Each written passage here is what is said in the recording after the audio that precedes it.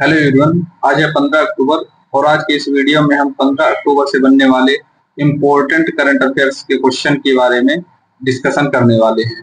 साथ ही दोस्तों, अगर आप हमारे चैनल पे नए हैं तो इस चैनल को सब्सक्राइब कर लें और अपने साथियों मित्रों के साथ शेयर जरूर करें।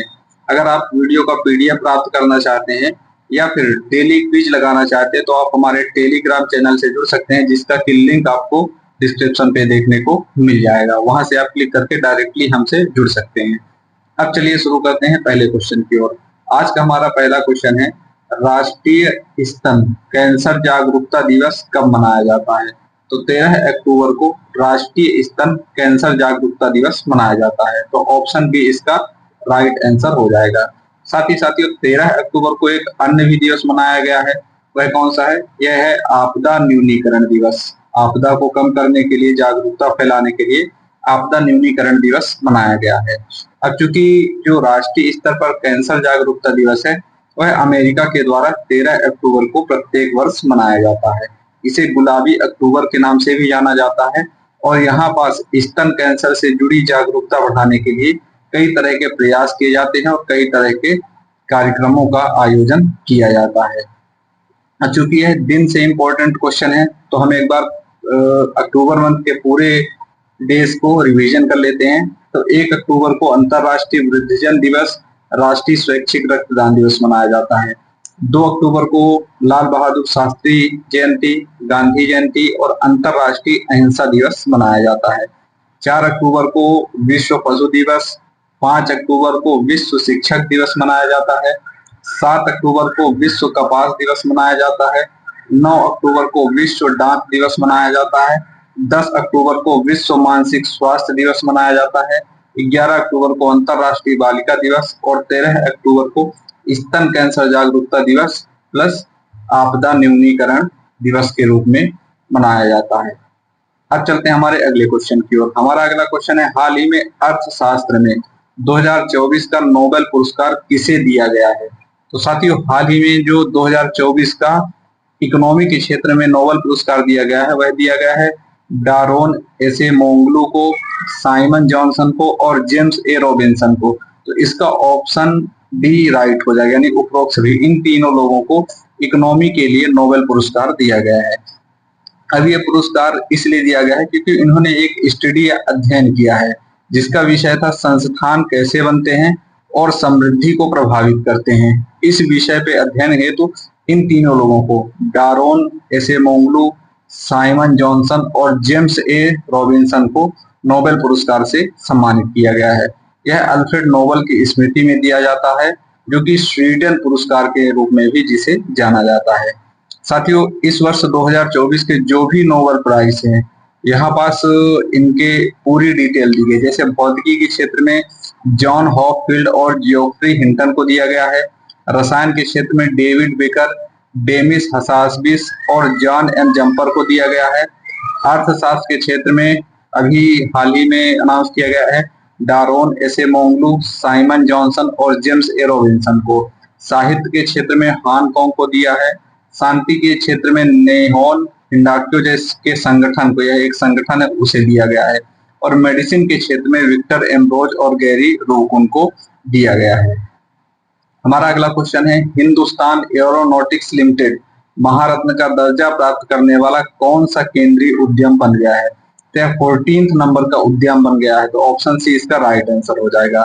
हाल ही में हिंदुस्तान एरोनॉटिक्स लिमिटेड, यानी जिसे शॉर्ट फॉर्म में HAL कहा जाता है, इसे महारत्न का दर्जा दिया गया है और 14वें नंबर का सार्वजनिक उद्यम है जिसे कि महारत्न का दर्जा दिया गया है। वहीं अगर बात करें तो यह भारतीय एरोस्पेस और रक्षा के क्षेत्र की एक प्रमुख कंपनी है, जो कि भारत के एरोस्पेस और रक्षा के लिए विभिन्न उपकरणों या फिर रक्षा यंत्रों का निर्माण इसके द्वारा किया जाता है। हमारा अगला क्वेश्चन है, ISSF जूनियर विश्व कप 2025 की मेजबानी कौन सा देश करेगा? तो इसकी मेजबानी भारत के द्वारा की जाएगी।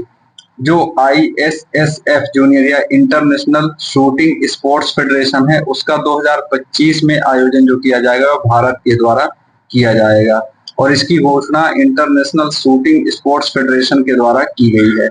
अब भारत में निशानेबाजी के लिए जो शीर्ष संस्था वह कौन सी है? भारतीय राष्ट्रीय राइफल संघ।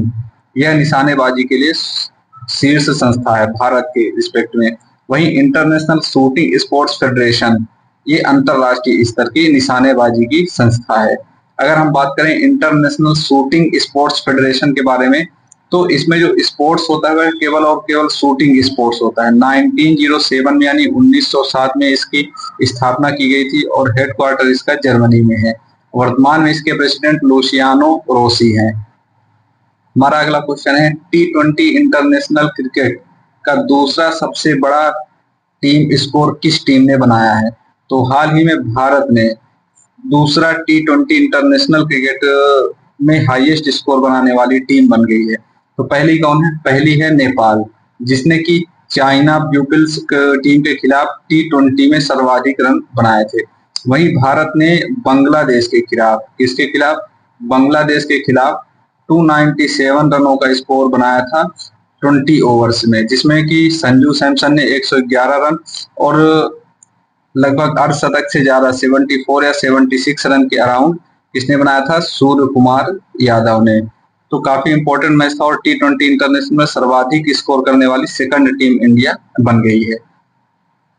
हमारा अगला क्वेश्चन है साथियों, हाल ही में गवर्नमेंट ई मार्केट प्लेस का अतिरिक्त सीईओ किसे नियुक्त किया गया है? तो हाल ही में एल सत्या श्रीनिवास जी को गवर्नमेंट ई मार्केट प्लेस का अतिरिक्त सीईओ नियुक्त किया गया और यह पीके सिंह की जगह लेंगे।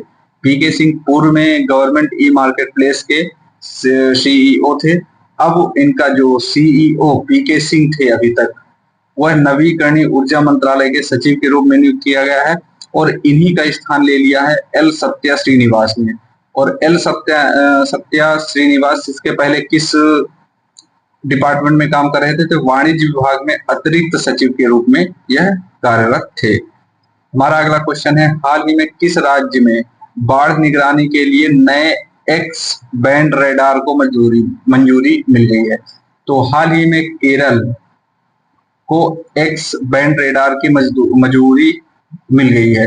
अब ये मंजूरी इसलिए मिली है क्योंकि केरल के वायनाड में, केरल में जो वायनाड था, यहाँ पास अभी लगभग काफी ज्यादा भूस्खलन हुआ था और इसी को मद्देनजर रखते हुए जो हमारे केंद्रीय पृथ्वी विज्ञान मंत्रालय है, इसके द्वारा एक्स बैंड रेडार को मंजूरी दे दी गई है ताकि जो भी विनाशकारी बाढ़ और भूस्खलन जैसी समस्याएं हैं उनसे हमें पहले ही चेतावनी मिल जाए और हम उनसे बचने के लिए प्रॉपर तरह से प्रिकॉशंस कर सकें। हमारा अगला क्वेश्चन है, हाल ही में सेना प्रमुख किस शहर ने अग्निशस्त्र बहुलक्ष्य विस्फोट उपकरण लॉन्च किया है? तो हाल ही में सिक्किम के गंगकोट में सेना शिखर सम्मेलन का आयोजन किया जा रहा है, उसी के दौरान अग्निशस्त्र बहुलक्ष्य विस्फोट उपकरण लॉन्च किया गया है।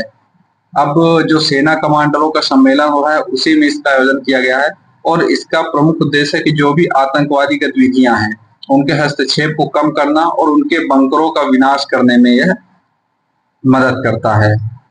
आज के लिए साथियों इतना ही, मिलेंगे कल एक नेक्स्ट वीडियो में, तब तक के लिए जय हिंद। वीडियो अगर आपको अच्छा लगे हो तो चैनल को सब्सक्राइब जरूर करें।